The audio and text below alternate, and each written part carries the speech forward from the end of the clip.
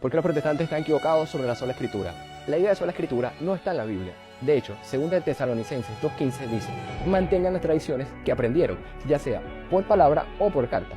Bien, pues esto es lo que conocemos como falacia de petición de principios. Es cuando asumimos como verdadero el argumento que deberíamos demostrar. En vez de demostrar que la Iglesia Católica es poseedora de las enseñanzas que los apóstoles hablaron pero no escribieron, simplemente lo da como verdadero. Pero es que comete un error de interpretación bastante común, que es el presuponer que la carta a los tesalonicenses va dirigida directamente a nosotros. Algo que no tiene sentido, ya que para nosotros nos es imposible el escuchar un apóstol y lo único que nos queda son sus palabras escritas. La fe cristiana se transmitió primero oralmente y luego se escribió.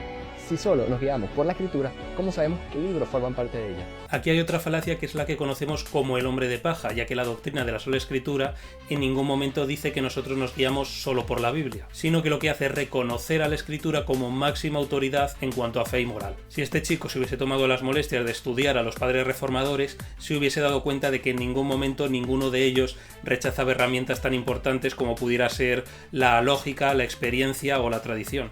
La Biblia fue agrupada por la Iglesia Católica en el año 382 en el Concilio de Roma, convocado por el Papa Dámaso I.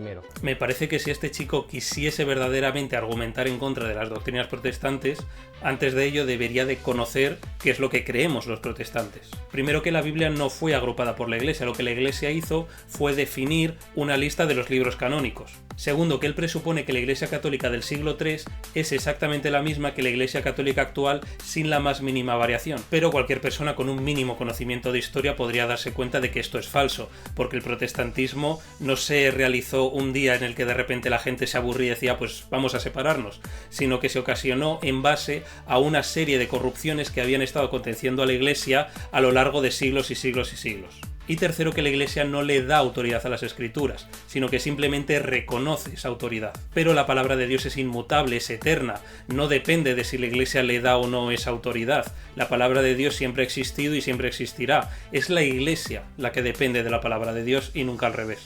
La autoridad para interpretarla también viene de la Iglesia. La sola escritura separa a los cristianos y ha creado miles de interpretaciones diferentes y sectas protestantes.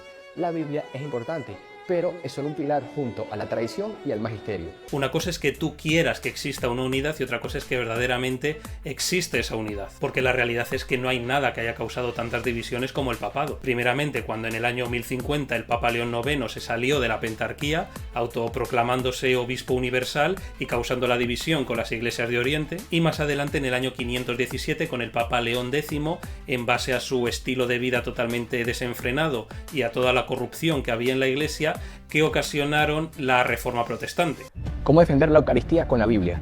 Hay que utilizar el capítulo 6 de Juan, ya que es clarísimo. En ese capítulo, Jesús repite una y otra vez que su carne es verdadera comida y su sangre verdadera bebida.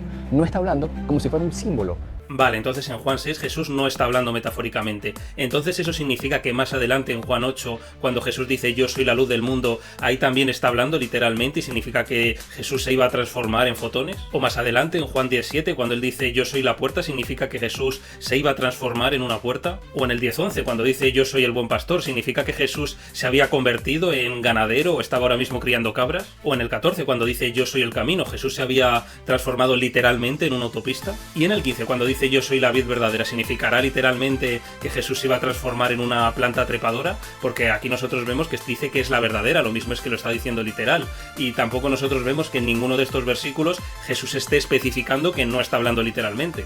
Porque muchos se escandalizaron en ese capítulo y él no los corrigió.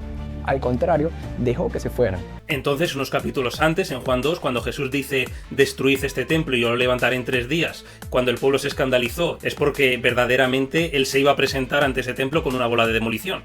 O en Juan 3, cuando Jesús dice el que no naciere de nuevo, y Nicodemo se escandaliza y le pregunta pero ¿cómo es posible que yo entre por segunda vez en el vientre de mi madre? Ahí también tendría que ser porque Jesús literalmente quería que Nicodemo naciese por segunda vez. O en el 4, cuando Jesús le dijo a la samaritana yo soy el agua viva, y la samaritana le entendió literalmente y dijo pues dame de ese agua para no tener yo que venir a este pozo. Ahí también tendría que ser porque Jesús se convirtió en agua literalmente.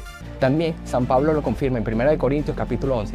Quien come el pan indignamente come su propia condenación. Al decirlo, afirma que Cristo está verdaderamente presente en el pan, porque ¿cómo te condena si fuera solo algo simbólico? Primero, que esto es una falacia non sequitur, que es cuando la conclusión no se deriva lógicamente de las premisas. Como que te digan, como Pablo dijo, no comáis el pan indignamente, por lo tanto Jesús se convierte en un trozo de pan. Y segundo, simbólico no significa irrelevante. El arca del pacto era simbólico y el tratarla con irreverencia te llevaba a la muerte. La serpiente de bronce también era algo simbólico y el no mirarla también te llevaba a la muerte. Porque la condena no es por el símbolo en sí, sino por el desprecio al significado. Donde dice en la Biblia que Pedro fue el primer papa. Como católicos es importante entender esto para debatir a los protestantes que te lo pregunten. Jesús le dijo directamente a Pedro en Mateo 16:18, tú eres Pedro y sobre esta piedra edificaré mi iglesia.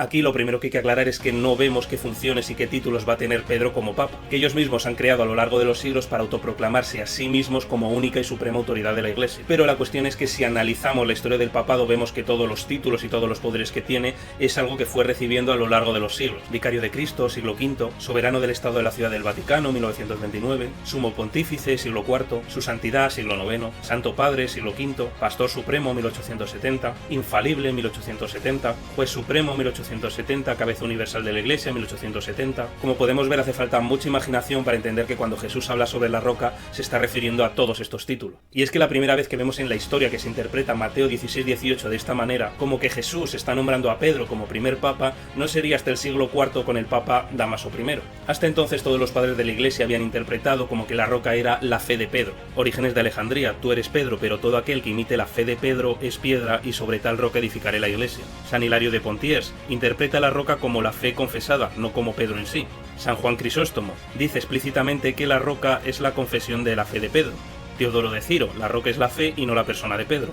Luego, en el verso siguiente, le entrega las llaves del reino de los cielos a Pedro, cumpliendo la prefiguración del Antiguo Testamento en Isaías 22, del 20 al 22, donde David le entrega las llaves de su reino al mayordomo Eliaquín. Es decir, el rey David es una prefiguración de Cristo y el mayordomo Eliaquín es una prefiguración de Pedro, el primer papa, encargado por Cristo para custodiar las llaves del reino. Ahí es donde Jesús instituye a Pedro como el líder visible de la iglesia. No es opinión, está en las Escrituras. El problema es que no está en la Biblia, no podemos hacer tipologías de lo que nos dé la gana. Los católicos no interpretan la Biblia, simplemente agarran un texto y le infieren el significado que a ellos más les conviene. Ellos dicen, como David entregó las llaves a Eliaquín, por lo tanto toda la cristiandad tiene que someterse ciegamente a un grupo de gerontócratas que viven en el Vaticano. Siempre que nosotros vemos en la Biblia una tipología, tiene que haber un tipo y tiene que haber un antitipo. Pero no soy yo el que decide qué tipo y qué antitipo va a ser, sino que es la propia Biblia la que me tiene que decir cuáles son esos antitipos y cuáles son esos tipos. En este caso concreto es la propia Biblia la que me dice en Apocalipsis 3:7, esto dice el santo, el verdadero, el que tiene las llaves de David, el que abre y nadie cierra, el que cierra y nadie abre. Es por eso que las llaves de David no las tiene el Papa que vive en Roma, sino que las llaves las tiene el propio Jesucristo.